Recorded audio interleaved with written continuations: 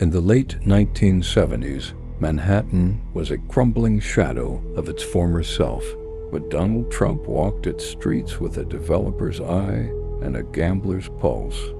He had left the quiet, stable brick-and-mortar world of his father's apartment buildings in Queens for the high-voltage electricity of the city. He didn't just want to build. He wanted to be noticed.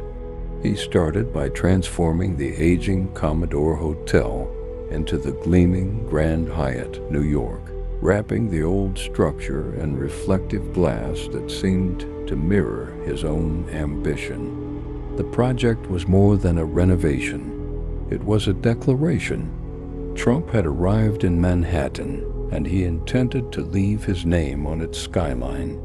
By the time the 1980s hit their stride, he was the king of the skyline. He spent his days in a penthouse atop Trump Tower, a building he'd finished with enough brass and pink marble to signal to the world that luxury was no longer a quiet affair.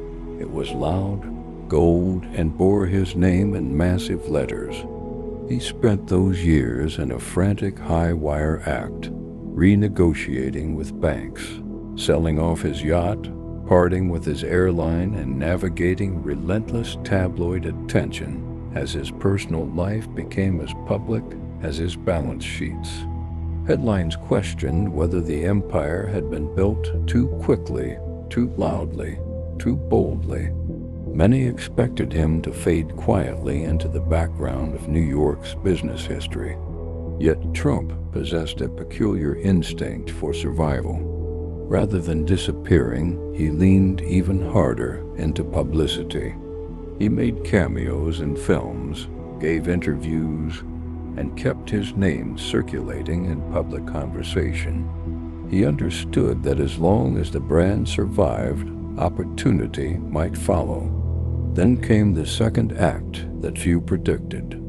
In 2004, he stepped onto a soundstage and into the living rooms of millions through the television show, The Apprentice. The program reframed him entirely.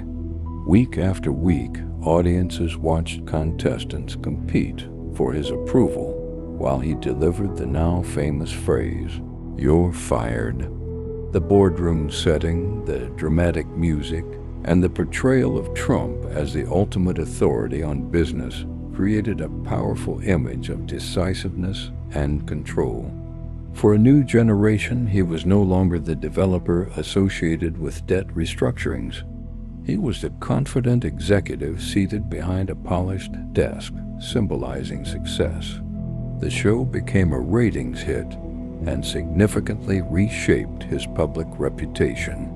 The man who once chased attention in Manhattan had transformed himself into a figure who could command global headlines with a single statement. Whether admired or criticized, ignored or followed, he had achieved what he always seemed to want, to be impossible to overlook. His story up to that moment was not simply about real estate or television, but about persistence, reinvention, and an unusual understanding of modern fame.